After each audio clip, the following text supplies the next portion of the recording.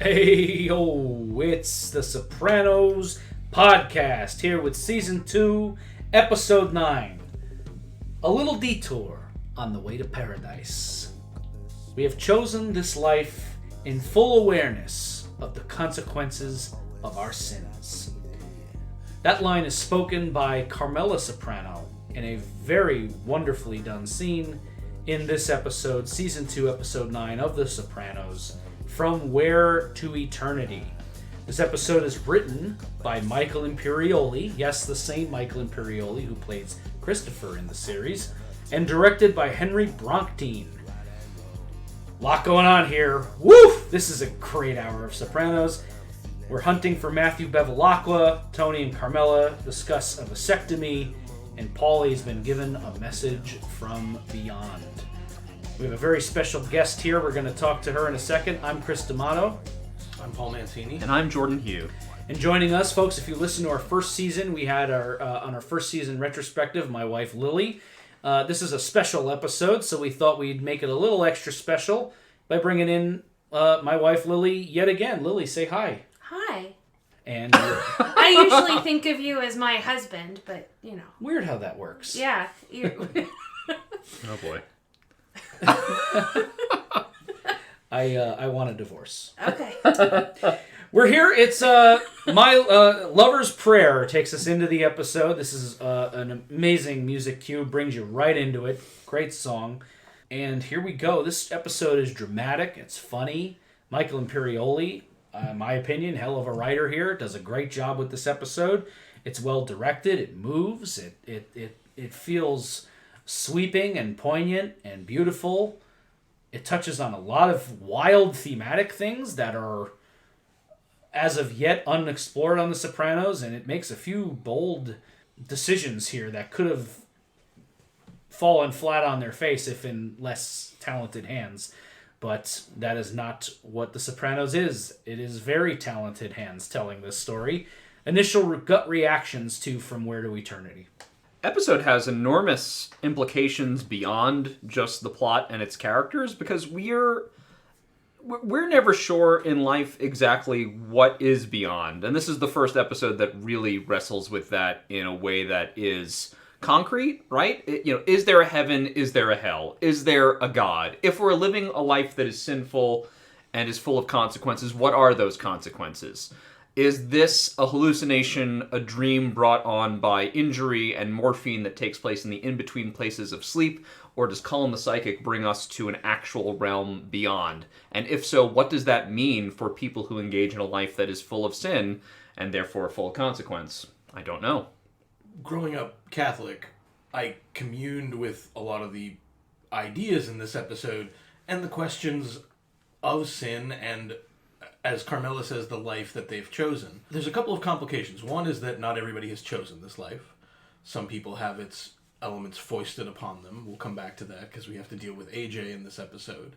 But Carmela might believe that, and the other characters might also believe it, but this episode proves that they weren't ready, because they're all under this remarkable amount of strain because of what's happening, and they're throwing up their hands because of these difficult questions.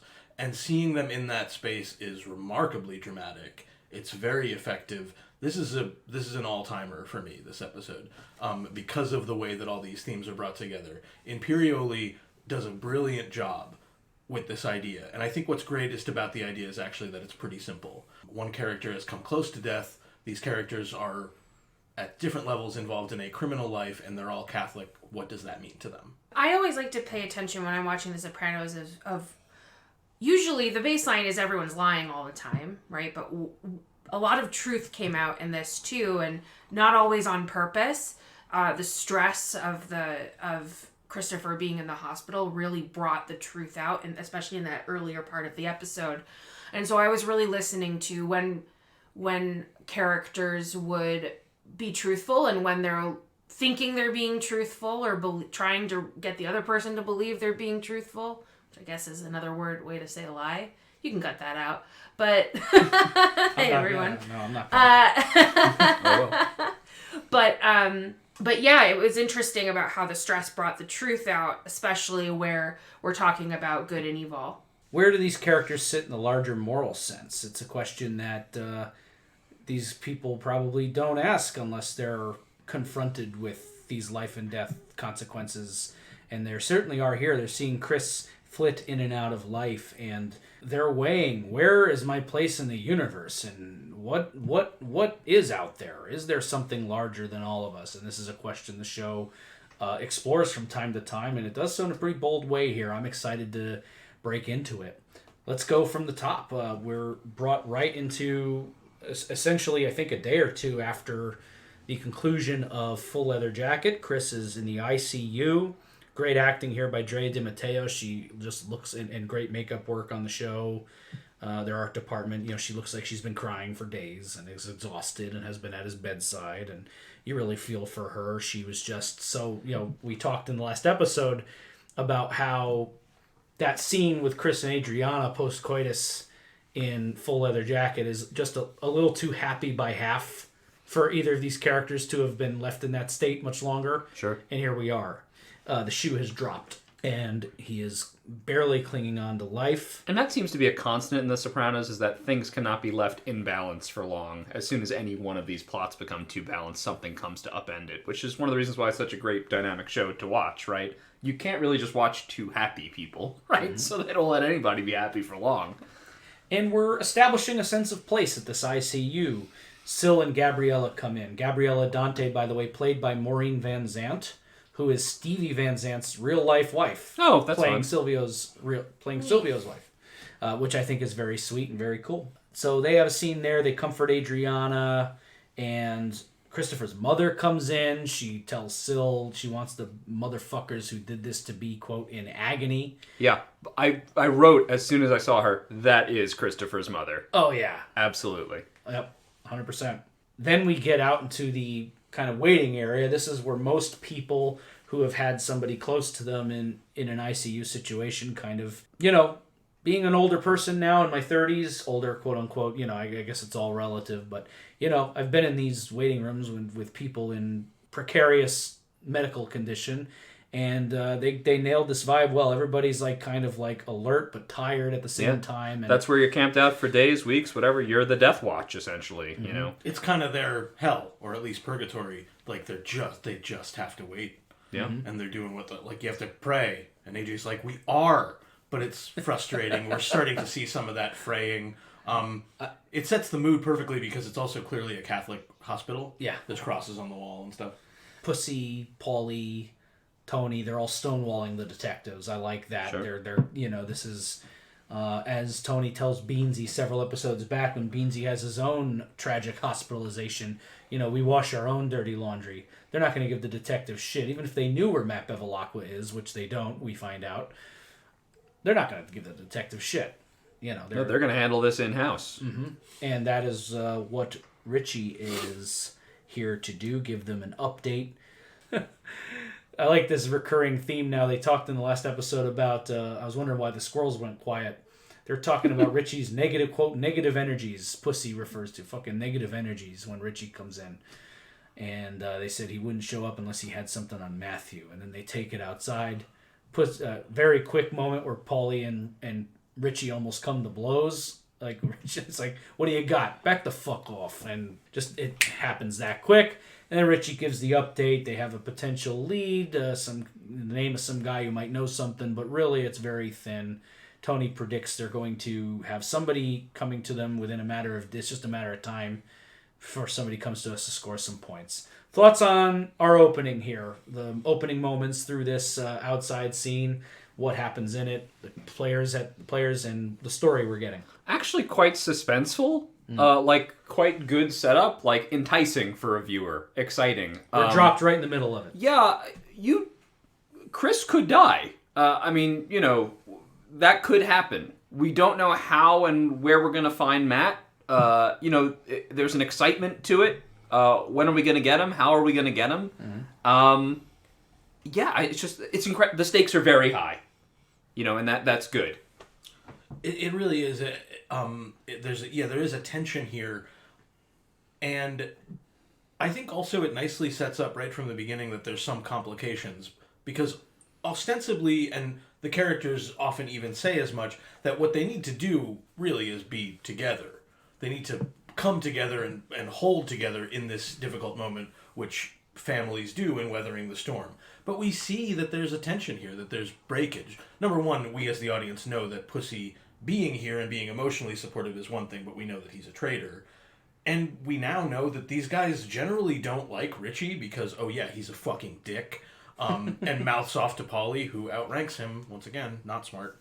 And obviously this is only going to fray more and more, because shortly after this, Carmel and Tony are going to go home, and they're not quite on the same page either.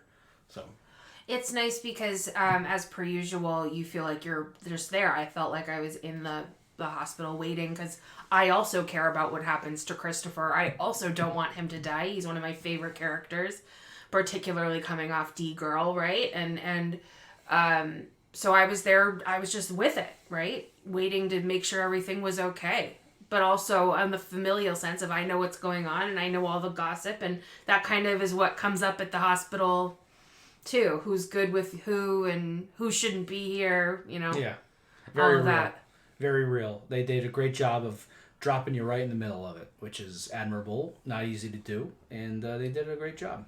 Moving on here, we get a little scene while the guys are outside between Gabriella and Carmela, talking about this character, Ralphie Ritaldo, not a character we've met or, you know, no spoilers here, but won't meet, who knocked up his Brazilian Gumar.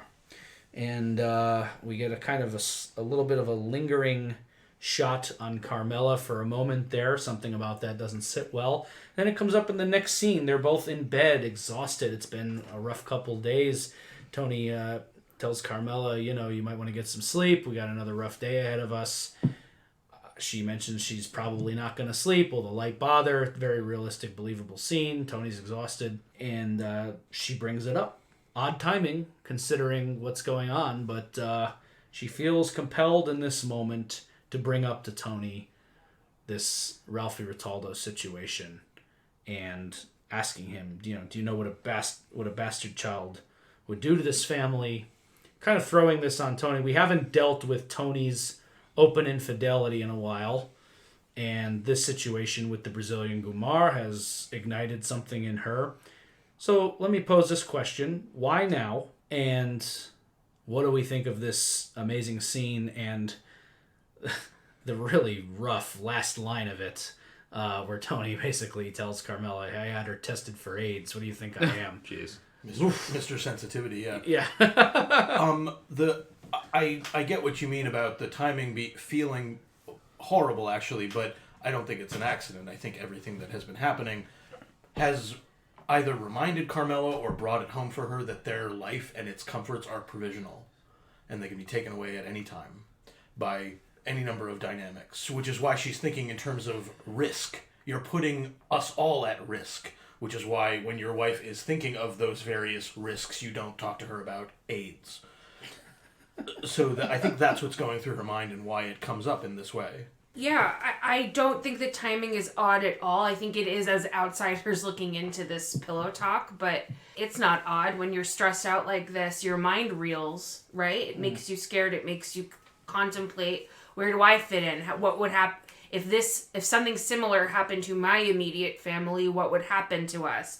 Similar to Paul's point, right? So she's probably already having this fight in her head, and she's probably waited quite a while since hearing that to say something, because it's just reeling and reeling and reeling. Mm-hmm. Yeah, jumping off that, I think two things. I think it's not really randomly brought up, as you've said, both of you. I think this is something that's always been on a low boil in Carmela's mind, right? She's never been comfortable with the whole Irina situation, at least not totally. And now she feels like the family is threatened, right? Christopher is mortally wounded, and there is a matriarchal sense in her that feels like the family is threatened and she needs to protect it. And this to her is an open door to, I don't know, another attack. It's some more vulnerability.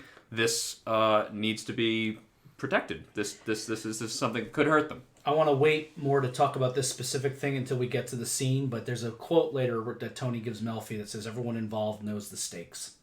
And to what degree do these people want these stakes thrown up in their face? Right. It's Carmela knows that this is an ongoing thing with Tony, and she's made her peace with it for the moment as best she can, as she tells Dr. Phil in the previous... Father Phil in the previous... Dr. Phil. Both are That's equally useless, so... there you go. As she tells Father Phil in the previous season, she's made her peace with it as best she can. But, look, that's very upsetting. I mean, infidelity in a marriage, in a normal marriage, is obviously a horrible thing and a crippling problem to a couple's happiness together. This situation where it's ongoing is also problematic. What was really, I think, disgusts Carmela to the point where she gets up and fucking leaves the bed is not just the high risk involved, but like the fact that Tony, there's no argument for a crime of passion here. The fact that he was so deliberate and thought out in this affair that he thought to go take her for an AIDS test. This is a planned, premeditated affair, and that's just too much for Carmela to swallow at this particular point in time. And so she gets up and gets out of the bed. That's not something you want to hear. I mean, even if it were just something that happened in the heat of a moment, it would be bad enough on a marriage. But the fact that he's premeditated it enough to take his Gumar for an AIDS test is just horrifying to me. But won't entertain a vasectomy. Yeah.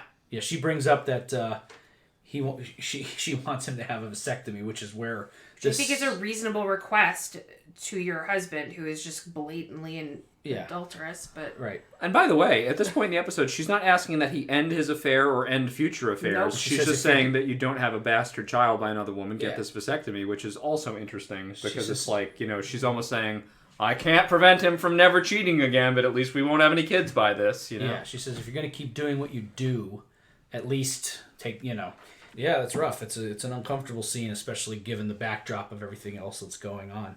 And then we get back to Lover's Prayer, which picks up and kind of the song carries us through the episode, the three different verses of it. Very well done. This is a big contender for favorite music cue in season 2. When we get to our retrospective, it's just so well done. It's a perfect song. It's employed perfectly. It moves and drives the episode through to the next beat. When we kind of get a little bit of back to the ICU. This is like back to the hospital music. And Paulie's sanitizing his hands. Pussy's sitting there with the shaving kit, just kind of looking around. Adriana's asleep. Code Blue in the ICU. Heartbreaking acting here when Aide sees that that's Chris's room and they're working on him and he's flatlined and Paulie and Pussy have to kind of hold her and she's crying and breaking down. Very well done performances. And then we see Tony answer the phone at home, and I've mentioned before how Edie Falco can do no wrong. This is such a good episode for her. She fucking kills it. I love that moment where she pokes back in at the phone call, and they just look at each other, and it's like, back to the hospital we go. Maybe they got an hour or two of sleep, and then back out. And so relatable. I think so many of us have been there where you're waiting a long time in the hospital. You go home for a couple of hours. You have to go back and you get the bad phone call. And they look so sleep deprived when they walk back in. It's just like they didn't shower. They just threw on whatever was easy, whatever was lying over the bedroom chair and walked into that There's ICU, so much unknown. When you're in that situation, do I leave? Do I stay? Right. What if I leave and something happens? Right. It's rough. Anybody who's been there recognizes this. Right? And then they get there and are told that his heart stopped and he's potentially in a lot of trouble. And Carmela ventures off on her own and delivers this prayer. Let's talk about this prayer. This is, in my opinion, some out-of-the-park work by Edie Falco. She can do no wrong in my book. She delivers this monologue. We're seeing Chris in surgery. We're seeing the ICU. Tony's comforting Adriana. Very touching. They're really taking their time and showing the human side of all this, and I just think it's very well done. Any thoughts on this little sequence, Carmela's prayer, the getting back to this idea of prayer and the sense of ICU there? One of the fascinating threads throughout the series is Carmela's relationship with her religion, and beyond good and evil, God is very real for Carmela. So when she speaks this prayer out loud, praying to God, to Jesus, to give Chris vision, right, to guide him through this, to let him live and to give him sight, It's a place of deep earnestness, really, and she acknowledges their sin, right, and the consequences of their sins. But she's hoping that he'll be carried through and he will be redeemed. I'm sure that she is investing her own hopes in that for herself as well, seeing perhaps Chris's redemption as a symbolic redemption for the family. I think there's more in it. What I'm saying is, I think there's more in that prayer than just Christopher's life. Sure. I think there's a lot there, and she's been so turned around between her, encounters with Father Phil and her own contemplating of her religion. But it's interesting to see her in this place in this moment for sure. I mean, when things have gotten as bad as they can get, she still turns to God. Other characters are not praying, not authentically, not actual prayer. Right. It's a very powerful moment. Edie Falco crushes it as always. And I think there's something to Carmela's connection to religion. Later in this episode, Tony will accuse Carmela of being only religious when it suits her. Let me save you the time. He's right. She does that all the time. She comes back to it. She moves away from it. But no more, no less than Tony talks about poor Italian Americans when it suits him, or talks about his code when it suits him. So all these characters have been just totally overwhelmed by this, and you're seeking the various comforts wherever that may be. And I think for Carmela there is a searching here, but what will end up happening, I think much like Paulie, is that you're talking to other people about it and talking to Chris about what he went through, but you're trying to square it with yourself. So that's kind of the journey that these characters are on. And this is the beginning of that journey for Carmela and how she'll get to a certain depth. Once again, Carmela, though duplicitous and a liar like a lot of the other characters, also has a kind of awareness or imagination and an openness that will lead her to a self-awareness that I think is admirable by the end of the episode. So this crew doesn't so much care for the mirror being held up, and there's a lot to say about, if Christopher can't make it, what does that mean for Tony? What does that mean for me? What does that mean for my kids? Christopher so far, and again, I will respect your no spoiler policy, but Christopher represents kind of the hope of the younger generation, right? But if he can't make it through, or if he's going to hell, like, what chance do Tony and I have? I'm reminded when you say that of the scene earlier this season where Carmela is fighting to save Angie Bonpensero's marriage, but in doing so, she's actually looking for reasons to stay in her own marriage. She's fighting for her marriage, and she's fighting for, Chris's soul. She loves Chris. We all love Chris, but she's fighting for her soul. She's fighting for Tony's soul. She has to believe in redemption, because other than that, without that, this is a very bleak universe she's found herself in. and speaking to your point, the camera starts on her with her prayer, and actually will check in on everybody while she is praying. We'll get like a voiceover almost as the camera rolls over everyone. And I think Tony has his arm around Adriana in that moment as we were kind of scanning along. Yeah, beautifully lit scene. I like the way she's lit. She's wearing white and looks very kind of angelic and sweet there. It's a very well done sequence. Yeah, but specifically asks, grant him vision, which is what we will see as we go forward. Correct. Cut to the next scene. Hesh is one of these characters I always smile when he pops up. Of course, Hesh has all the ratings on all the hospitals, knows the best trauma hospital. Always goes back to Paul calling this is like the show's sophisticated anti-Semitism, right? That Hesh is not a doctor, but like can speak the doctor's language, because every time the writer has Hesh do anything, it's always like, oh, well, doctors are Jewish and Hesh is Jewish, and of course Hesh knows everything about medicine also. They've played this game with Hesh a bunch of times. The Hesh has a 2-line repartee with the doctor, and Paulie's like, what the fuck are you two talking about? Paulie always with the laughs. That's not the last Paulie laugh we're going to have this hour. No. We find out that when the doctor comes out that Chris was clinically dead for at least a minute. And he has asked but he's stabilized. They find out he's okay, he's awake, and they may be out of the woods as far as is he going to die. So that's a moment of relief at this point, maybe 15 minutes into the episode or so.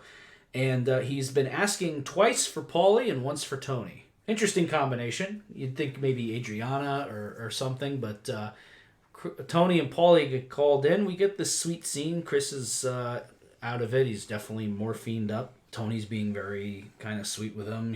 Chris apologizes. I'm sorry. I know you're mad at me. Nobody's mad at you. Chris describes a near-death experience, which has been, it's kind of one of the phenomenons of modern medicine and spirituality, is people do seem to go through this. Lily and I had a brief conversation. We're not sure. I mean, we'd have to do a little bit more digging on the science of it, but does your body flood with certain chemicals that might create certain hallucinations in high stress environments, stuff like like DMT.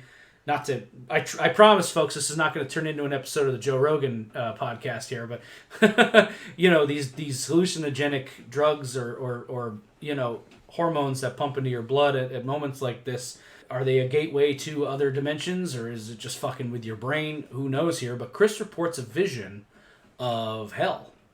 Yeah. And the vision of hell, again, provided as sort of a laugh line, as, quote, their hell, which is the Emerald Piper, an Irish bar where it's St. Patrick's Day every day for all eternity. Sounds like my hell too, Christopher. Yeah, no, that's definitely... I didn't actually think of that as funny. Really? You read that as a laugh line? That's a laugh line? I think so. It's like sort of like, what would hell be for Italians? An Irish bar where it's St. Patrick's Day forever. Oh, sure. I think that's funny. Yeah. I don't think he played it for laughs. I don't think anybody in the scene played it for laughs. Tony chuckled a little bit at it, but I think Chris is being sincere, but I think that's a funny idea that that would be hell. It's a horrifying hell, but it's still funny that that's what he would conceive of as hell. Yeah. I don't know how to reconcile with this. Jordan, personally, I'm agnostic, not really sure what's going on with my beliefs. I really don't know. But I think Chris went to hell. Well... I think in the mythos of the show, I think it actually happened. There's a good question here as to what is real and what isn't. And Tony's very dismissive. Paulie is kind of immediately intrigued when he hears Mikey said 3 o'clock. As Lily said before, everyone reconciles with themselves, right, in this. They all heard what they wanted to hear when he says that. He says, I'm going to hell, T, and then he reports the vision of hell.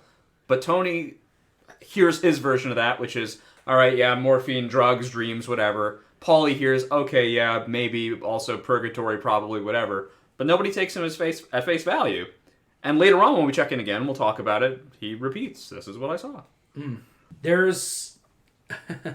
yeah, I think I want to save the discussion for whether he actually saw hell or this was a hallucination for a scene we're going to get a little bit later. But that is a very interesting question, and how everybody's interpreting this information. But it's delivered. It says Mikey Palmisi and Brendan Filone were hanging out. Paulie says those two hated each other. And he says he had a message for you guys. 3 o'clock. And we're just kind of left on that. Paulie says they know he likes his chemistry set a little too much. Referring, of course, to the morphine. But we're going to come back to this. What's real, what isn't, and how The Sopranos drops the very real possibility of a supernatural universe, which is crazy to think about. Tony and Paulie also have very different reactions to this. Tony, as you said, is fairly dismissive. It was a dream. Forget about it. Paulie wants to keep asking questions. Tony's the one who says, let's go. But what's interesting is that for the first time in this episode, we're actually going to get into Paulie's life a bit, and a psychic isn't necessarily, it's not a therapist, but he's going to ask these hard questions of himself. And we also even get part of his home life, a girlfriend that's important to him, and her kids that he's sweet with. So it's interesting that they both get asked these questions, or they both are challenged in this way, and we get into their lives, and Paulie really has to wrestle with these questions. So immediately out of the room, he asked Sylvia, what time was the Mikey hit? It was morning, no, 10, 11. Paulie's so literal. He's so binary. In prior... when they go to Italy and he doesn't like the food, it's like he stopped at age 7. And I know that education, I know that education is a part of it, and that's all fine. But he really does have this little kid outlook, right? I'm getting ahead of ourselves in the same episode, but he basically has to be, put down by his mom, his girlfriend, right? She calms him just like she calms her own kids in the same room, right? He's so, there is a heaven, there is a hell, there is good, there is bad, and he just doesn't have it. he doesn't have any kind of sophistication to get around that. You're totally right. Also, Paulie's like the ultimate follower. Right. I mean, Yeah. you know, we know so little of his history, right? He was in the mob. He was in the military. Right. He was in the mob. He was in jail for a long time. Then he was back in the mob. He's always following somebody else around. He's never really had to think about these deep things on his own. Yeah, this is unusual for him to be so directly confronted with it. We get into this Melfi scene. This is a phenomenal scene. Another great two episodes in a row where we have particularly good Melfi scenes, and they Can't really decide if I'm disappointed in Melfi in this scene or actually really proud of her. Right? This is a crazy one. Well, it's walking. She's in she quotes to Elliot later on. She's in a moral never land with this patient, not wanting to judge but to treat. This is interesting. First of all, just on the surface, it's a very compelling conversation. It is. This is the conversation you have wanted Melfi to have. Like, what's the deal here with this thing? And they get into it. She asks about, he's giving her they're talking about the vasectomy situation, but it's a little dry. Tony doesn't really want to get into it. He's had you get a sense he's like been thinking this thing over to death. And she asks about Chris. I like this little moment where he warns her without warning her to kind of stay off the subject. It's like, have they found the guy that did this? And Tony's response is, no. Have you? And she said, I'm not trying to pry.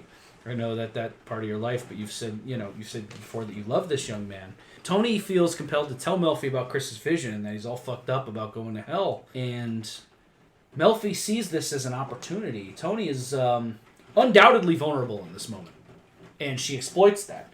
Now, in a way, it's her job to exploit that, but in a way, she also does take a stand here at a very critical moment. She makes Tony explain why he doesn't deserve hell, and Tony goes into this speech about who hell is for, the cannibals and the sick bastards that molest kids, the Hitlers, the Pol Pots, and that we're soldiers. Soldiers don't go to hell. They kill other soldiers, but everyone involved knows the stakes, and she challenges him. So that justifies everything you do, and Tony is justifying it. These are codes, orders.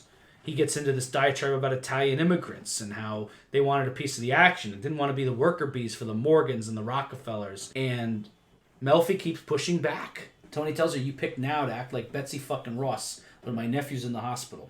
Yeah, another impressive showing from the strong silent type. He goes there and bitches, and then she pushes him and he gets cranky. My nephew's in the hospital. He might not get out. No, he's getting out. We know that already. Mm-hmm. You're pushing it. And we know it. This episode has him emotionally frayed. I was absolutely proud of Melfi for pushing him in this way. I think that similarly she's going to rake herself over the coals, but that's her. I think that's what she's going through with this patient. But yeah, it's a great scene. Isn't that her job, to push him? I mean, if we think about what might Tony's problems be, right? It's her job to question and push him and make him think about other ways and get him out of his routine to help him learn, right? Absolutely. And so if she doesn't push him on this and call him on his shit, he's not going to learn. It's a tough thing, though, because Elliot says to her in their therapy scene later, which we'll talk more about in detail then, but he does say something. He asks her a critical question. What do you hope to achieve with this man? Here's the issue with treating a guy like Tony for Melfi, and this is kind of a fundamental... This is so compelling to me because it really gets to the fundamental nature of their relationship in why they're in therapy and what either of them want to get out of this. That's a big question.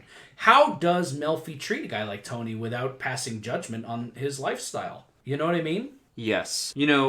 As a therapist, I would imagine you try not to pass judgment on your patients. I think you can meet them with good questions. You can meet them with some degree of compassion. I think she comes very close to moralizing in this scene, which I think it's bad. It's good in the sense that, we hope it will lead Tony to being a better person or putting him in a better place, but I don't know that that's her job. Do you know what I mean? Mm. I don't think those questions were helping him work through anything. What was he going to discover? That he's actually a bad person? I think he knows he does bad things, but we've already heard what his opinion is on his morals and the decisions he chooses to make in this life. He's a soldier. It's war. Everyone knows the stakes. To him, this is all fair, right? If you accept those stakes, you've got to do certain things. It's a business. We're soldiers, he repeats again. We follow codes and orders. He's immune to her moralizations because he's internalized this code that makes everything sort of acceptable. Yeah, what can she do with that? Elliot poses the right question. What do you hope to achieve? Is he going to not be a mobster at some point? Is he going to go back on this code? He's going to give up the idea that we're businessmen and soldiers and say, what instead? We're all bad people and we deserve to go to hell? What was she hoping to get out of it? I don't know. But again, as the viewer, I'm proud of her. I'm like, you should have said this sooner. But I'm also like, but where do you go from here? What's the next session?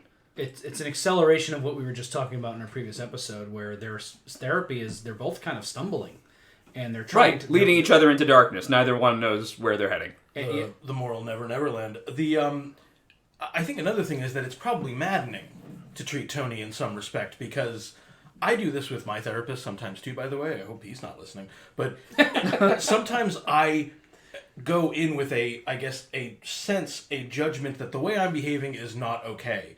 And then I actually sometimes might get a little mad when my therapist doesn't, lay down the law for me. Oh my God, I've had that same thing too, where I go in and I'm like, no, this is bullshit. And they're like, you're being too hard on yourself. Right, as if that's their job. Right. To, be your parent. You have to, check in with them. Going to therapy is like going to the principal's office. In the last episode, Full Leather Jacket, Tony insisted in Melfi's face, I gave my daughter a car to rub her face in shit. And Melfi's like, I think you might have been trying to do something good. And he's like, I'm not talking anymore. And in this one, he's got all these bland rationalizations, and she challenges him, and he gets mad. I'd be crying to my therapist too. I wouldn't know what to do with a patient like that. I have a challenge. These things that he says, we're soldiers, it's a business, everybody knows the stakes. Does he thoroughly believe this, or are these kind of are they empty platitudes that he would say if this moral conundrum was ever brought up to him? The second one that you said. Yeah, the second one. I mean, are these just... The speech sounds almost rehearsed. Tony's an intelligent guy. He could have come up with these things off the cuff, but it sounded like a conversation he's had before. Do you know what I mean? Mm. Certainly, maybe he is a young man with a conversation, I imagine, with an older gangster being like, these things we do, reconciling with killing people. What Christopher was going through when he did his first hit in season 1. Tony must have gone through this at some point, too. Did someone tell him, it's okay, we're soldiers. Soldiers kill other soldiers. This is a business. Everybody knows the stakes. Who told him what to get him to be okay with this, and is he actually okay with it? He believes that the way Carmela believes in God. So then he does. He believes that as a defense mechanism, as a way to feel justification in your life, right? Well, at least I'm a religious woman. I go to church. I'm not a bad person. I go to church every Sunday. Sure. I do penance. I confess. So this is talismanic. This is a talisman against Melfi's moralizing. Sure. That should work on anyone else, by the way, but doesn't work on him. I think this is his line once challenged, because Tony's too intelligent to be so delusional to actually believe that all the time. Well, that's what makes... I think it's one of those lies you tell yourself enough that you believe it, but he knows deep down that that's not true. Paulie has a similar thing going on later in the episode where he believes he's, quote, guarded. He should be guarded from all this stuff. He had, these things covered by his donations. I actually want to talk about that scene when we get to it. Absolutely. Well, we're going to get there. It's a little bit later, but... That actor also... that scene also features an actor I really like. I want to talk about. Yeah, he's great. God. But, that's Peter McRobbie. He's great. Yeah. But bringing it back to this point that's stressed in this scene is that's what's so fascinating about this whole thing, is that these characters have wrapped themselves in these things that they have to tell themselves to justify their lifestyle. Carmela has the Christianity. Tony has this soldier's code. Paulie has his donations to the Catholic Church. He thinks that's enough. But Chris is sitting there in bed, as a reminder that, hey, that all might be bullshit. Hell might wait at the end of this road. What hell looks like, I don't know. Maybe it's an Irish bar for Chris. Maybe it's utter ruination or nothingness for the rest of them. But are there justifications and validations going to be enough to save them? And this question of salvation and vision, it's all just so big, warm, tingly stuff. I know we're talking about Tony and Melfi's office, but I'll get back to that. It'll all connect. But Tony has to get a vasectomy, because if he does have a child out of wedlock, it unravels her entire facade, right? she can pretend nothing's going on in her head, even though she knows. We know she knows. He told her in this episode again, right? It will unravel everything. So if I am not a descendant of the Cosa Nostra, sorry everybody. Cut that out too. The Cosa Nostra. Nope. If I don't believe that I'm a soldier doing this, everything unravels and I'm just a gangster. Yeah. We can't just be something. It has to be our purpose. Nobody believes they're the villain in their own story, right? I'm the protagonist in my story. So if I'm the protagonist, my husband can't have a baby with his Gumar. And if I'm the protagonist, I'm fighting for a mission, right? I like that a lot. That's true, Lily. I think the point you're making is so key. Like when Carmela says to Tony, "Do you have any idea what a bastard child would do to this family?" In part, she's saying what it would do to me and who I know I am. Yeah. Right. Yeah. Big questions. That's why I love this episode so much. They really... Some episodes are very personal of this show, and then others just broaden the scope to universal things like this, and it's just so fascinating to see these characters in this niche of life having these thoughts and these conversations. It's probably a lot of conversations that people who were analyzing the show up to this point had in their kitchens about what Tony does and what Melfi should be doing to treat him. Great shit. We're going to move on here because I'm sure a lot of these topics are going to come back around in the back half. But we get this hilarious moment and pathetic moment of Paulie laying in bed waiting for the clock to strike 3 a.m. And he pops up, he hears wind chimes. He's there with his Gumar. She seems lovely. Paulie, we get a little bit of more information on Paulie. We haven't had much of his personal life, and we find out that he's not married. This is a Gumar of his. And Yeah. She has her own kids. Again, I didn't find this scene funny. I think I have the wrong read on this episode. No. We're allowed to have different reactions to it, man. I think it's funny that he's sitting there with a clock, like just That waiting. is funny. Okay, Yeah. yes. I don't know. I didn't laugh. I don't know. I just always find Paulie innately funny. He He's is. got such The he's got actor's such funny. big features. The way he opens his eyes like a Muppet. Like it's just I think that's how I see him in the show. Yeah. A lot of times. No, I mean, don't get me wrong. He's very tormented, and this is dark stuff. But Well, 3 o'clock has a lot of significance, right? We'll find out in the plot exactly the significance of 3 o'clock, allegedly. But 3 o'clock is, it's brought up in multiple horror films, is like demons will disturb you at 3 a.m. because it's in mocking of the Holy Trinity. The Ghost of Christmas Future visits Scrooge at 3 o'clock in the morning. There's this feeling of dread. It's the most hopeless time of night, right? It is the dead of night. Yeah, I don't know. There's something very ominous about it, and I don't know. It wasn't that funny to me. well, he's scared out of his mind. I get it. Here's why I did think it was funny. He is scared and he's looking for answers, and the girlfriend tells him a pointless story about a wedding. I love that story. So there's one question about 3 o'clock. What if it doesn't fucking mean anything at all? Right. Which is why, for example, the story then doesn't cut to another thread. It cuts right from that to Paulie going to the hospital to see somebody that he ostensibly can get answers from. Deliberately wakes Chris up. Oh yeah, which I is love. great. I wrote that moment down because it's like Michael Imperioli. I love the writing here. Paulie jostles a chair very deliberately to wake him up. Paul says, "Oh, I'm just tidying up. Go back to sleep." And Chris responds, "Tidying up." You're not. Every scene is about the opposite of what it appears to be about. On the Right. surface, this is Paulie going to say, you didn't go to hell, but Paulie's looking to save himself. Right. And to Lily's point, Paulie asks very literal questions about Chris's vision. Was it hot? Yeah. Did the folks have horns or the buds of horns? Those goat bumps. Because in Paulie's mind, it's a The binary. devil- this is what hell is like. There's The devil fire is and heat. red. He has The devil's red. They've got horns. Hell is hot. Nobody's ever, Right. So then this idea of purgatory is brought up. You that went to perhaps, purgatory, my Yeah, you friend. saw a vision of purgatory. Chris does a little bit of questioning. What is purgatory? It's a little detour on the way to paradise, which is, of course, the title of our episode. The bigger question, or the bigger piece for analysis here, is that by definition of what Paulie thinks purgatory could be, which is like a holding place until he too will get into heaven in 6,000 years, is, what if this whole structure is false? What if there is no afterlife? What if there is no purgatory? What if, in fact, life is the whole experience, and that heaven and hell is all contained within life? Or if there is some kind of afterlife experience, what if there is, in fact, no purgatory and the little detour was your life? Big philosophical questions, especially for religious folks. Well, especially for Catholics who are Yeah. led to believe that what you do now affects later. Well, if there is no later, what was the point? Right. Yeah. Yeah, Paulie's really wrestling here, and he's his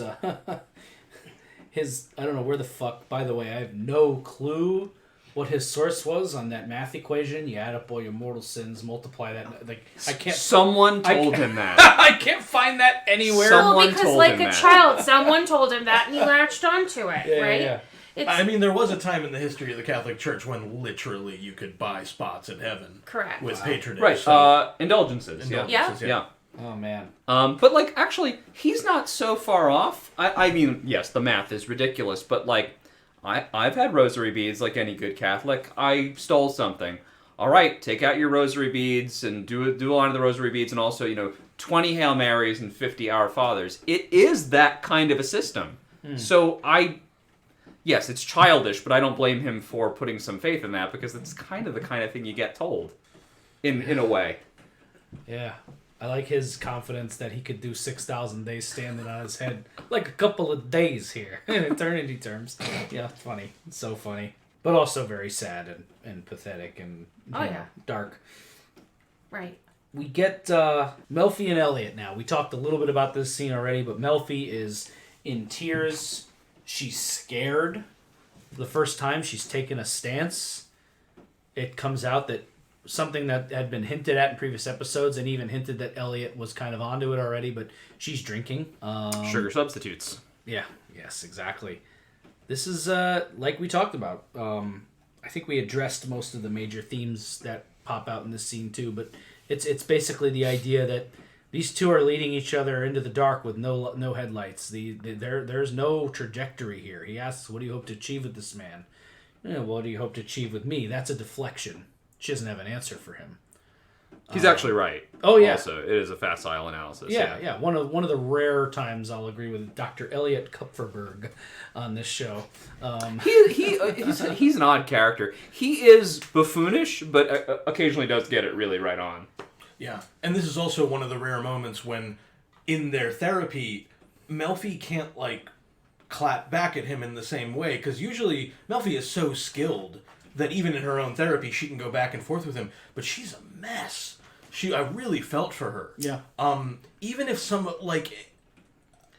emotionally, it felt like she's really been through it, and I don't know, for example, necessarily if her fear of Tony is totally rational. But again, that doesn't necessarily matter. Like, it's her son up at Bard, feeling too exposed. She is gone to the edge here, and it's messing with her.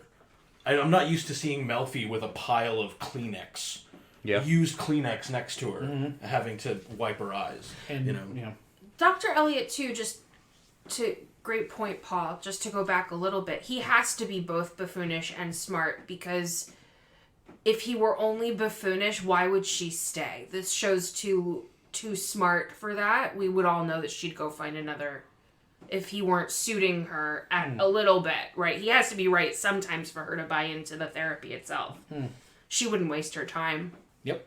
At least his water bottle didn't make an appearance this Thank episode. God. Yeah, maybe that's how we know that this was a scene where he was actually onto something. Right, they're like, now play this one for real, Bogdanovich. Leave that behind the desk. Leave that. I love the idea that they left that prop as part of the set. It's so essential to his character, that oversized water jug. She gives him this tripe about it's a professional and ethical responsibility. That's just another character on The Sopranos lying. I don't buy that for a second. That's the line she tells herself. That's about as real as Carmela's Catholicism, or that's a convenient thing. Tony's code. That's her convenient. Right. It's a convenient go-to. That's the therapist. That's that's the written PR line. That's not legitimate. And she says, "I'm scared." And, we, the viewer, are able to help Melfi as much as Elliot is here. All he can say is, I feel for you. That's it. And she kind of hangs her head, and we cut to the next scene, which is Pussy and Skip, where Pussy is paranoid. Also, two scenes in a row now, where we have characters who are scared of Tony and receive little to no comfort from the person they're confessing to. Pussy says he's noticing this little glances. He goes on this rant about this weird exchange. They ordered sandwiches and the order got fucked up and Pussy got his way. He got the sandwich, but there was a moment, a glance, and Skip tries to talk him through it. He offers very little comfort.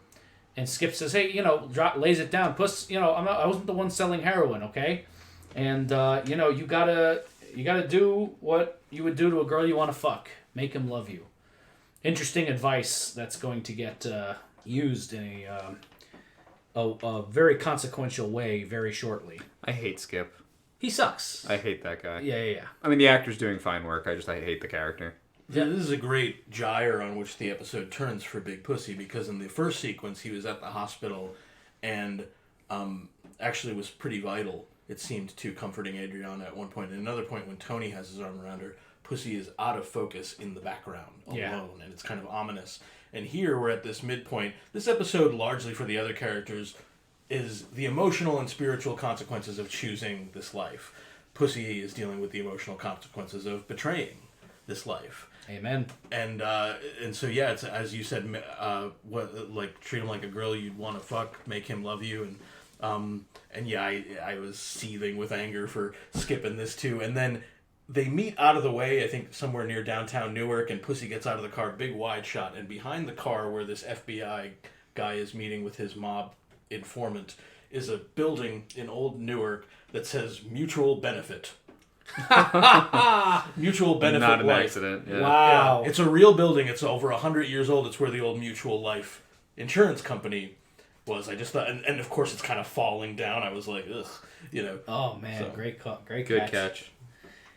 And we're back in the hospital room, and I feel for Carmela here. I laugh not because it's necessarily funny, but she kind of makes a fool of herself here. She was lied to. Tony gave her some story in a scene we never saw, that he went up to heaven and saw his dad Saw his with father. Jesus. It was beautiful. He saw Jesus. And he lays it on. He's like, Carmela, I went to hell, Carmela. We miss a quick scene just before that with Chris's mother. Very briefly shows up and says that she'll bring him breakfast the next morning. Yes. Right? I only notable because the peppers and egg sandwich is brought up Right. again. Yeah, yes. So, But I on the should- round bread? Yeah. On the round... Does she mean a roll? I think Yeah. it's... Oh, okay. The round bread. As opposed to the long bread. Joe Montesante, what the fuck are you talking I don't about? think round bread is specific enough. Maybe I haven't lived in Jersey long enough for that to make sense. I've never heard that phrase. I just thought a roll. That's all I But think of. there's a That's what I lot. thought. Is it a hard roll? Is it a Portuguese? Like what is a round bread? I don't know. I don't know. would have guessed a hard roll. But it could be a Portuguese. Okay. There's lots of round breads. Could be a whole wheat. I don't know. Could be a sourdough. But These I don't are know. all other distinguishers. But I can never again hear peppers and I'm eggs. in the out here, bread yeah. business. Oh, right. I think I would know. You would know. That's true. Peppers and eggs. That's what I should have had. Yeah, peppers and eggs, man. I think Peppers and Eggs, I could be wrong, I haven't looked at this in a while, but I think Peppers and Eggs was the name of like the first Sopranos soundtrack album. Oh, really? Yeah. Yeah, no, Chris tells Carmela he went to hell. Carmela realizes instantly that she was lied to, and it doesn't really miss a beat. Just tells him that he needs to rededicate his life to, and Chris is just pumping the morphine throughout the scene. Yeah, I know, very much like up there. That's the other thing about this, is that there are these questions, and certainly when Paulie ends up going to the psychic, I'm starting to wonder about the questions of the presence of the supernatural, which I tend not to believe in. I don't believe in near-death experiences either. Doesn't count. You didn't die. It's called a near-death experience. But it's not so much about what Chris thinks of this. When Chris first had the experience, he seemed obviously spooked. But now he's still in pain, and he just is trying to get through it. And these other characters seem to be projecting onto him the question of what happened here. Chris doesn't even necessarily have a reading of what happened at this point in the episode. No, He's he kind never of like, says He it. says to Paulie, I wish I had more for you, Paulie, but Yeah. that's it, He has, that's very interesting that they're all putting their own spin on it, but Chris has kind of a very neutral telling of it. Well, isn't that the very essence of religious stories, right? A character comes down and says, I spoke to God. I had a vision. I heard a message from a burning bush. And then people take that, and they either take it at face value, or they run with it and they create a new version of it, or a version that's acceptable to themselves. You can only believe something as much as you have belief. So every character just meets him where they're at. Paulie is all in on the supernatural. Tony is all out on the supernatural. Carmela believes in it, but only so much as it serves her own ends in terms of how much she believes in heaven or Jesus or this kind of moralizing that she does. No one really hears Chris for what he said, not even Paulie. Well said. Moving along here, we get this scene at home. I love this scene. This is a brutal argument between the two of them. Well, particularly with AJ, yeah. Yeah. So they start, Tony and Carmela, they start talking about the vasectomy again. It comes back up, and, Carmela's mentions, that's not up to me, Tony, it's between you and God. And Tony gives the quote that we've mentioned a few times, Carmela, you and God, you're only religious when it suits you. And AJ walks in, so they kind of whisk off to the living room to have this quiet. This reminds me a little bit of my childhood. My parents would be, they fought loudly and openly many times. But there are these moments when you're a kid, when adults are talking, the kid comes in and then they whisk off to another room and keep whispering. That happens, and so they do that. And God, she fucking gets him on this one. There's no winning the argument after Carmela drops that quote. He says, isn't it a sin to undo the good work he's done? And she says, you ought to know you made a living of it. And there's a long pause, longer than you usually get in a TV show, where they're just looking at each other. He just has nothing. You're unfucking believable, you know that? Well, and then that collateral damage will then ricochet onto AJ immediately, because he can't beat Carmela, but there's someone he can get. Yep, king of the ricochet. And AJ drops a tray of lasagna or pasta, whatever it is, and Tony just... Well, I wrote woof for this scene. It's just brutal. He completely unmans him. Yeah. I was trying to think, what is the worst thing you can say to your son, right? So first he just... insulting, his whole being, his physical self, right? You just ate dinner an hour ago. What are you doing to yourself? This is my male heir. Oh my God. Yeah, it's brutal. All AJ actually did was drop a dish. Yeah. I mean, really. Yeah. That was the consequence of dropping a dish. That is so unbalanced. That's unhinged. Yeah. Right? Yeah, it's monstrous. I mean, it's the epitome of dysfunction. This whole thing has them all obviously fried, and this explosion was coming. It's a horrible way for it to happen. I mean, I did write down after I watched that scene, whatever happened to Gary Cooper, because Tony is a whiny fucking bitch. And he flips out in this scene. I think, as Jordan said, almost just envisioning the worst thing you could say. Not to mention the specifics fucking make my head spin, he's shitting on AJ because of his diet. Way to lead by example. Yeah. And he says to him of this question, I guess, of having bad eating habits, what the fuck are you doing to yourself? Coming off of a conversation with his wife about the details of a vasectomy, instead of having a conversation about not cheating on your wife. The levels of dysfunction are barely penetrable to me. So the scene is stunning. It's very hard to watch. Somehow it seems made worse by the fact that some of it anyway initially seems to go right past AJ. He's like, what even just happened? But he gets enough of it, and it's tough to watch. And it's and I love my dad, and we get along great now, but he could also sometimes ricochet his anger. And in spite of what some teenage boys say about their dad, I think they really usually love their dads, and AJ loves Tony. So this is hurtful in a way that is not easy to forgive. Yeah. Though Tony's apology later is pretty powerful. We'll come back to it. Well, we'll get there. Good, but not good enough, I would say. Oh. What is good enough? But it's the most sincere apology we're ever going to get out of a character like Tony. Especially in an episode where he can't confront the responsibility of the life he's chosen. But...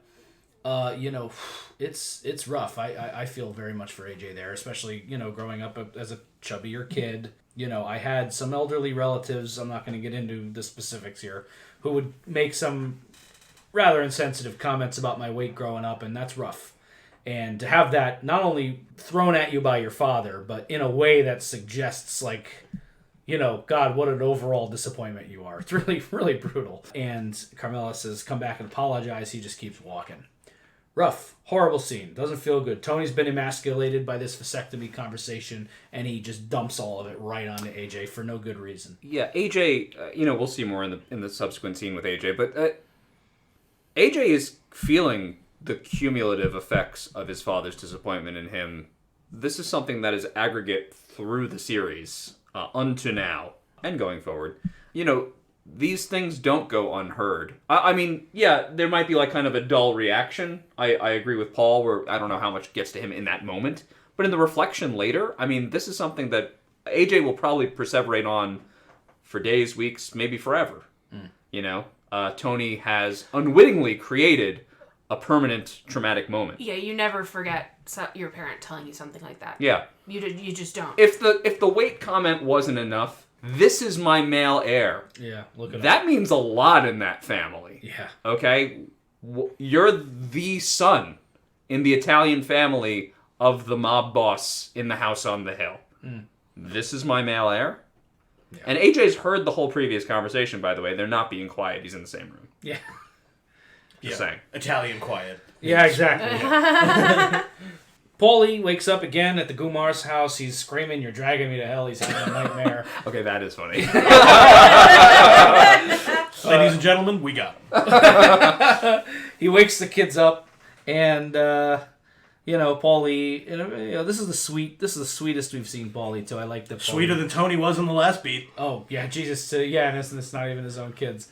Takes them both back to bed. Offers to go stay somewhere else. I don't need to keep everybody else up with this. Just a fun little scene. I don't know if there's much more to be said about that, but we're moving the story along. This is still haunting Paulie. If he's not staying up, staring at the clock, he's having nightmares.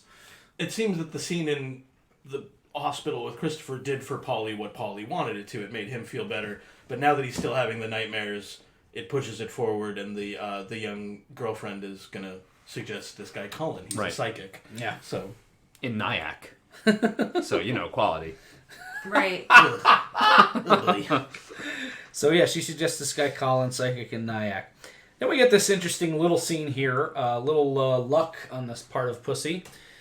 He's having I don't know, I ate some gabagool provolone and that bread. That all looked really good at Satrial's. What a dumbass, though. I think this guy could have gotten a lot more than 20 bucks? Yeah, Jesus, that's at least 100. I mean, maybe two, you probably... Wasn't he, thrilled to get that 20? 20 bucks, baby. He also, he says the line, I hope you remember me. And as the viewer, you're like, we'll never see this guy again. Absolutely. Yeah, that's the irony here, is he's just as much of a douchebag as the guy he sold out. Yeah. He's another Matt Bevilacqua waiting to have his life ruined. Well, Paulie also outranks Pussy. Yeah. But Paulie is a bit off the reservation here. Yeah. He's in a spiritual crisis. I was wondering, is it again like a Sopranos type of irony that Paulie's emotional fragmentation or whatever redounds to Pussy's duplicity and his benefit of bringing himself closer to Tony. Yeah. He gets this information and he gets to go on. Oh yeah, you see him, he gets he pumps his fist a little moment of yes, this is going to get me. He's going to do what Skip offered him, and being the one to break this information to Tony, that's going to bump his status. It's all about what have you done for me lately. And, it's also, the $20 is also just another commentary, I think, on just how cheap life is in this world, where, this guy is going to get killed off of this information, and he got $20 for it. That's just stunning. And we're here. Now it's time for a conversation. First of all, we're in the psychic scene, so we're gonna talk about how fucking funny this is, by the way. Paulie just yelling and the way Tony Sirico is handling it. I can't help but laugh when the psychic comes over to him at that first moment, and Paulie just stands up. What's the matter? What's going on? All right, so I'm putting this out here now, and I'm for the panel, for all three of yous, okay? Make fun of me if you want. Again, I've said I'm personally agnostic. I don't think the show is. Cullen the Psychic, we can interpret Christopher's vision however you want. Yes. Cullen the Psychic is real on the show. Yeah. He's real. The show has made that choice. And that's why I wanted to wait until this scene to talk about it. So, it's not changing me as a person. This is a fictional show. Ghosts are not any more real to me now than they were before I saw this episode. But in the world of The Sopranos, they've made a stand. Cullen can contact something or someone. Is it, as Paulie claims, satanic black magic? Right? Sick shit. Is it witchcraft, as the priest will acknowledge later in another scene? What is this, then? It's crazy, and this is what I meant when I said in the introduction that they make some bold... they make a bold choice here to have this psychic pull up a name, and they even go far enough to establish in the next scene that there's no way the psychic could have been running a scam on the guy. He probably called from an outside phone. He used a Ted Hughes as a nickname. He pulls up a guy that Paulie killed 30 years ago by his real name, Charles Pagano. Yeah. Fuck. The show has declared that something real happened there. Yeah. And who else knows that Paulie got poison ivy when he killed Mikey Palmisi? That's also true. Correct. Also true. And this psychic, just in terms of portrayal, in terms of like the writing on the episode from Imperioli and the team, the psychic is midway through another positive interaction with someone in that circle when that scene opens. Right, it establishes his bona fides. He's establishing that like the guy's legit. And nothing about that scene puts him on us as a con. Right? Yeah. So, yes, we got a chuckle when Cullen, the psychic from Nyack, is going to talk to the dead. That is funny. Yeah. That makes him sound like an idiot. So you're going in with the expectation that this is going to be a really fucking funny scene. The psychic is going to be a wackadoo. But then the psychic is very real. And the camera work is real. Yeah. Because the camera work isn't played as a joke. No. Yeah, it is funny when we get up in Paulie's face and the things Paulie is saying is funny. But when you get things from Cullen's perspective, and he's just looking into the corners of the room, you can't tell me as a viewer you're not imagining that there is a shadow, there is a shape, he's talking to something somewhere. You can't see it, but he does. They get these shots of nothing, and the camera's just kind of rotating a little bit as if it's floating. So the show, at least in that scene, decided that Cullen has some actual ability. Which brings us back to your point that Christopher, and you said you believe he actually visited hell. Whether he did or not, I don't know, but that's not an invalid interpretation based on what we have just seen. That he very well could have gone to actual hell. I don't know. I don't know that the show means to explore it that deeply in that scene. Yeah. Maybe that's ultimately not what the episode is about, like whether hell exists or not, but we have to acknowledge it in some way. Paulie has a real experience here. But even in its fantastical elements, there's something real about it, because we all know somebody with that story that can't be explained. You know what I mean? We all have a friend who has a ghost story, or who has something that happened to them that can't be explained. Well, the only thing that we have that we can reconcile comfortably is that this encounter happened to Paulie and not to Tony. Do you know what I mean? It happened to a character that frequently strange things happen to this person. And it's just like, another Paulie story. Ha ha ha. But it's totally real. Yeah, Paulie reacts with anger and the satanic black magic stuff, but that actually seems to mask that something has been touched, that he knows that this is quite real, just as the humor, I think, masks that it's a real spiritual crisis. So it is interesting. The Sopranos is not the kind of show where we're going to keep investigating the supernatural or the paranormal. Could you imagine? But it is the kind of show where characters have to deal with the weight of this kind of experience. So that's what the fun will be to come out of it. We closed out the scene with Paulie yelling, quote, "fucking queers," and throwing the chair at the empty space where the ghost of Mikey Palmisi hangs over his shoulder. And he goes back to the Bing, and they have this scene where they kind of, again, verify that, there was no way the psychic could have concocted this without some kind of actual inside knowledge. Tony's question, did you ask, does he know where Matt Bevilacqua is? That was great. Say the second part. Yeah, because we're out here busting our ass and you're fucking around in Nyack. Did you ask the fucking Ghostbuster that? Did you ask the fucking Ghostbuster that? God. Yeah. I believe Paulie says I'm dragging a bunch of fucking ghouls around with there's me. no denying right? it, T. Yeah, I guess so. Tony acknowledges, you bumped off a lot of heavy hitters in your time, and you think they're fucking following around Mikey Palmisi? Yeah. But maybe it doesn't work like that. I don't know. We're not interested in investigating the rules here. Right. Ostensibly, there are no rules. Yeah, just as death could make brothers of us all, and Mikey and Brendan Fallone would be friends. Yeah. In the afterlife. I guess what I'm saying is this. If Paulie's experience with Cullen the Psychic and Nyack is legitimate at some level, could not Christopher's vision of the Emerald Piper, the ominous Irish bar on St. Patrick's Day, as some vision of hell, could there not be some validity to it? Of course, especially since they went through the effort of not only the psychic identifying Charles Pagano, whoever that was, but specifically evoking Mikey Palmisi. That's no accident. Yeah. that Chris saw Mikey in hell, and then he sees Mikey was not a... Mikey, yeah, we liked the actor and the performance, and he was a fun character for season 1, but Mikey was not a big character on the show. Right. So for them to bring him up twice in the same episode, it lends a certain credibility to Chris's hell story. Not any kind of confirmation, but just leaves a lingering enough doubt that anyone thinking about that it would drive Paulie nuts. It's a lingering enough doubt that Paulie is going to be thinking about this for a long time to come. And if there wasn't an interesting question, if there wasn't, as Jordan said, some possible validity, then Tony's denial in this scene with Paulie could be total. There would be no lie to give to it. But we know that by the end of the episode, he's going to sit with Pussy and take a moment at that dinner and then say, Puss, you believe in God? It's an important question. Yeah. And he's thinking about it. So good editing, good directing, good flow of episode here. The phone rings in the back of the Bing. Tony gets up, doesn't answer it. Brings AJ a pizza in the next scene at home. Let's talk about this apology, but while they're talking, the phone is ringing in the background and Carmela picks it up. But Tony gives this apology to AJ that we mentioned is, of course, given what was said, not nearly enough, but it's as genuine, heartfelt, real an apology as I think we can ever get out of a character like this. It's good. It's not good enough. And I couldn't help but wonder as Tony goes to answer the phone call that is, of course, urgent, as it turns out, that if the third bite of pizza tastes as good to AJ now as it used to. Ouch, that's sad. Well, he says that he wasn't hungry when Tony brought it in. And then, of course, is actually hungry once the apology comes out. But yeah, it's... yeah, I don't know. It's rough. It's rough. both of the actors do excellent work. Yeah. We've seen Robert Eiler without a lot in terms of...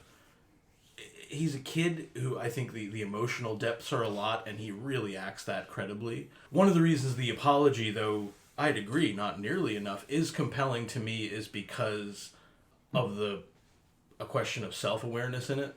Tony acknowledging that he gets angry because of the ways that AJ is like him, keeping anger and feelings bottled up. But even as this plays out, it's interesting that the phone rings, as you say, and Carmela comes into the background and stands in the doorway. I love that she, even in the midst of a phone call that is, quote, urgent, I love that she stands there and lets Tony finish the apology. I think that's very real to what she would do. Well, that's what the it was a priority great was, yeah. choice, and I love that. She's watching that and lets it happen before interrupting. And that scene where she's holding that phone and watching it will also be the beginning of her coming back to Tony, which is how we'll round out the episode.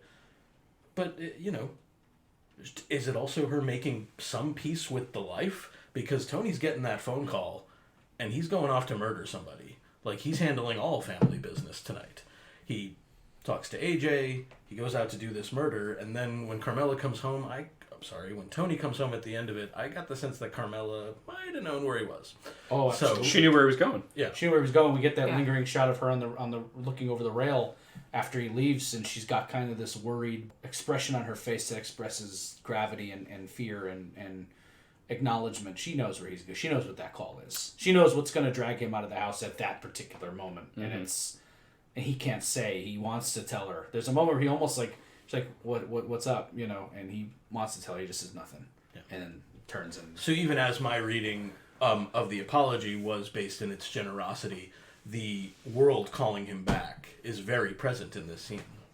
We see backroom of Satriel's. Pussy's giving him the rundown. He's staying up at a place near that George Washington slept here house.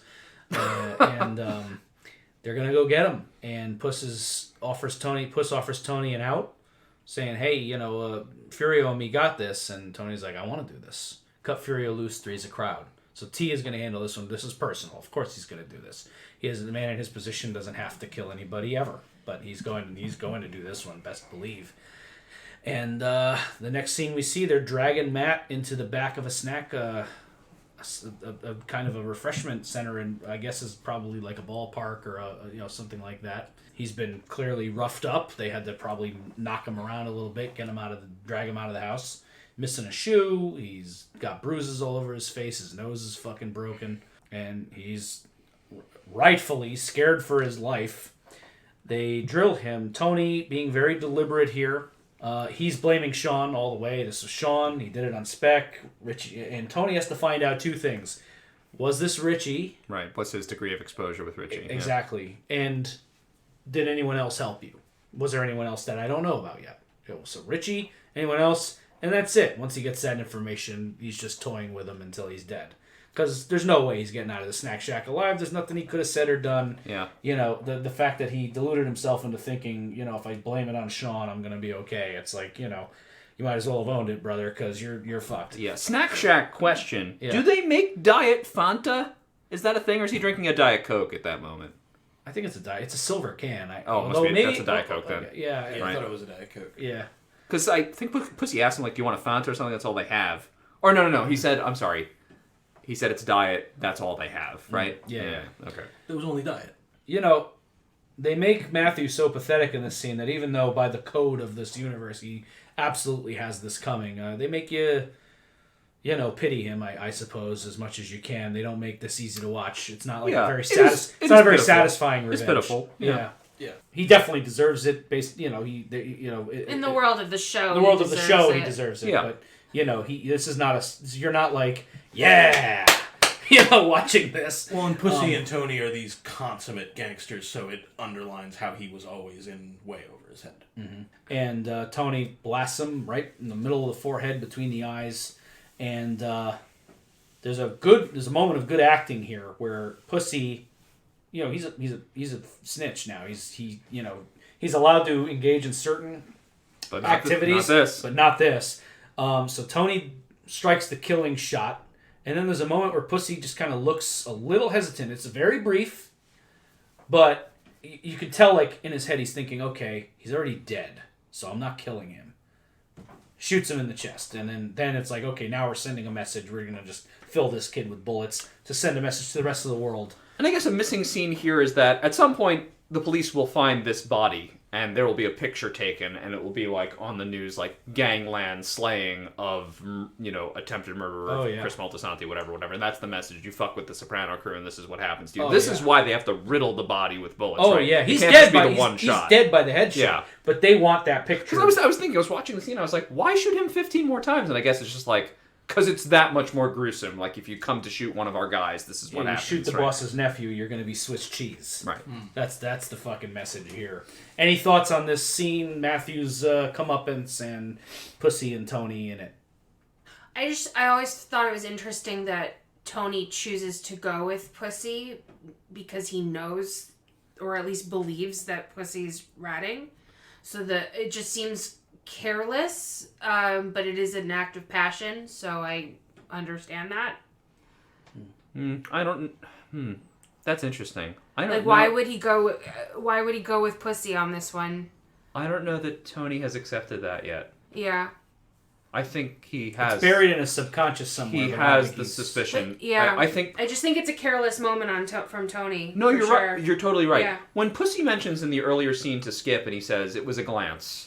I don't think it's paranoia. No. I think Pussy really knows Tony that well to know when something's wrong. And we as viewers of the show, if you think back to the very first episode of season 2, where he's accepted Pussy back, but like the camera goes into like a Zack Snyder-esque slow motion while he's take that the fuck back. I'm sorry, I'm just kidding. Where he's like staring at Pussy over the grill in his backyard, and it freezes, and Tony's just giving him a weird look, like something's off here. Like he knows something is wrong in his gut, but I agree with you. Pretty quickly, I think but I don't think. Well, yeah, no, I don't think Skip is right in that scene. I think Pussy's absolutely getting a vibe. Well, to Lily's point, I think it's deliberate. I think Tony wants to make this overture to Pussy because it's like almost like extending a branch to him. Like, I know there's a rift between us. This may also bring us closer together. You brought me this information. Let's kill this guy together and go out to dinner to an old familiar place and kind of make it like it's the old days. They are trying to repair something. This also I don't know that Tony knows how damaged it is. He can't know that Pussy works for the government, right? He can't know that. But maybe he's hoping to make things like they were, right? This is also not business. This is as personal as it gets. So I think he's not looking at Pussy the gangster. This is like, no, Pussy my friend, we're gonna Pussy go the godfather of my son. son. Yeah, we're gonna go kill the guy who shot my friend, my nephew. So yeah, but interesting, very very interesting subject there. So we're taken to the back of this church, and we touched on this scene briefly. Hilarious. Paulie's like, talking about all his donations. I should have been shielded from this from the beginning. He drops a classic irregardless, which I know Lily loves a classic irregardless. Right? Lily just did a strong eye roll, everyone. Regardless is the word. Yeah, but irregardless. I love it. And Jordan, you wanted to talk about this actor who I did. I love Peter McRobbie is like a famous character actor. Actually, just was watching Lincoln and realized he's in that as well. He plays George Pendleton. Well, who isn't in Lincoln? Actually, I'm in Lincoln. Everyone's in Lincoln. I was in Lincoln too. I'm not in Lincoln. Neither am I. And does a great job as the priest. The priest also upholds Cullen's legitimacy, even though he's dismissive of it. He says they use the black magic, witchcraft. So I'm like, but that's still real. It doesn't say he was a con artist. He says he contacted Satan. I'm like, that is still real. You're acknowledging Satan is in the universe of The Sopranos as a character.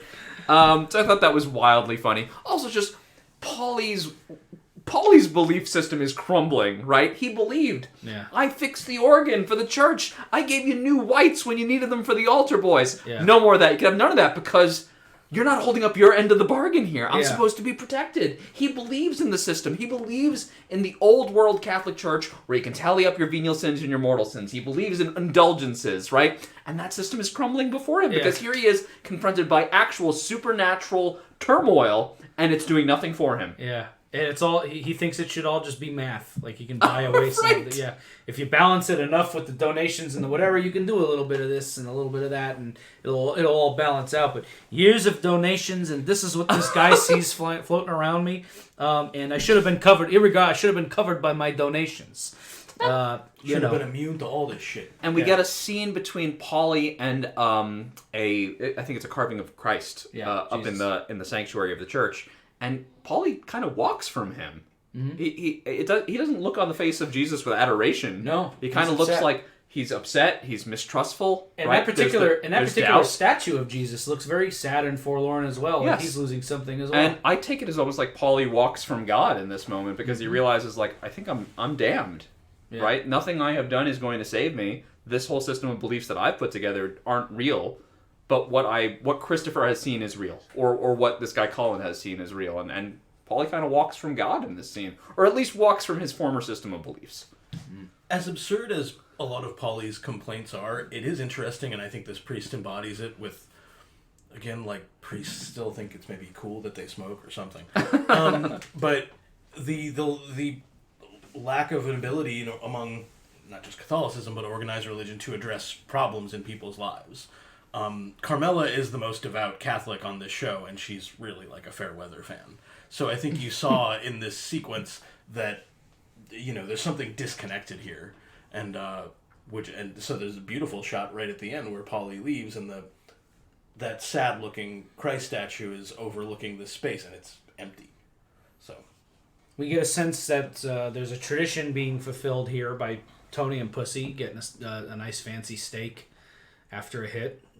They talk about when they did a while back. Tony and Pussy Tony popped his cherry that night, and they get a steak together.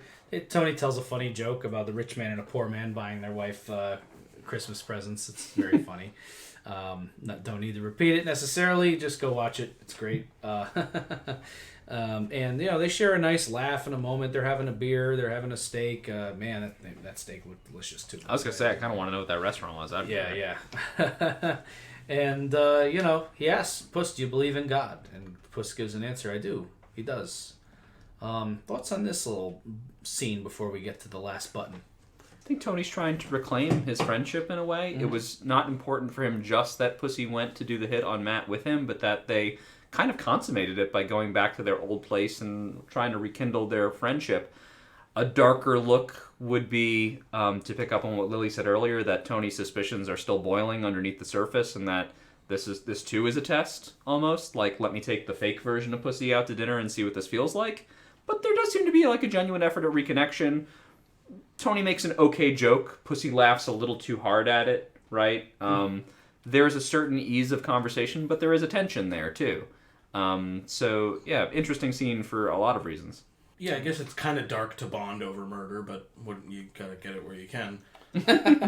And they do connect. They have a natural affinity for one another. But, Pussy's betrayal hangs over everything like a cloud.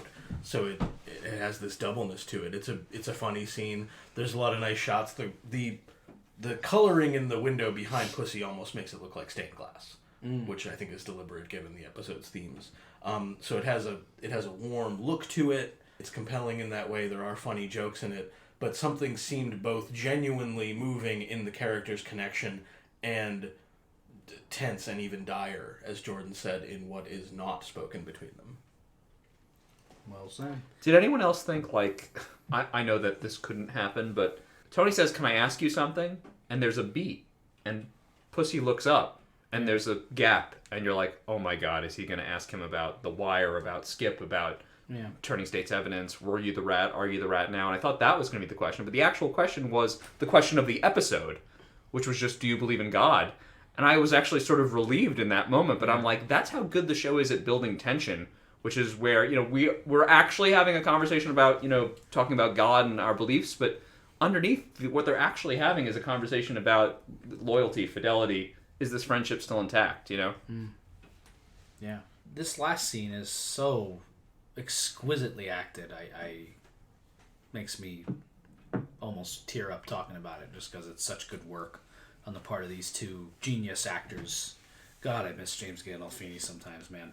Yeah. This is a beautiful scene with Tony and Carmela. It's the end of a long, emotional episode, and they're still taking their time. There's long gaps between these lines, and they're looking at each other, and Carmela has this kind of knowing expression on her face, and Tony sits down, and they start talking. What do we make of this last scene here, and what is spoken in between them, and how we pan out? I love the last shot of the episode, just their hands kind of coming down in the sheets, and then we pan over to the angel statues. It's a beautiful way to end, as Lover's Prayer, of course, comes back in. Thoughts on this final scene? We've had a long problem in the show that these two don't fuck, and they finally get down to it. And it feels like earned, like something is repaired, at least in this moment. It's one of the most sensual moments they've ever done on the show. It is powerful. The way it's shot is also powerful. They keep cutting closer and closer until the frame is the two of them face to face. Very intimate. What can I do? Prove it to me. And the way it all comes together, again, sensual, passionate, romantic, human, exposing, much like the song itself, Lover's Prayer, which has this great vibe that has colored so much of the episode. And at the end, I felt like, in some way, maybe the Lover's Prayer is Carmela's hope that the closeness will hold and that Tony can prove himself to her. The last shot where the hands are interlocked mirrors one of the first shots where Adriana is holding Chris's hand. And it pans from the hands over to these figurines. They look mostly angelic. Much different than the Christ one, looking on approvingly, hands open. And maybe it's that question that Jordan asked of what is out there? Who are we being watched by? And all we can do, I guess, is live our lives in a way that we hope justifies what we think and how we approach the world. I'm moved by the last scene. Yeah, it gets me. I'm like welled up even just thinking about it. There's just it's so deep and so rich, and the way these two play it is so beautiful and intimate. I feel like I watched a whole different scene. Oh, I mean, there's a lot there, but talk about it. There's a lot going on. I feel like Carmela drank more delusion juice and just gave up on the one thing she wanted all episode.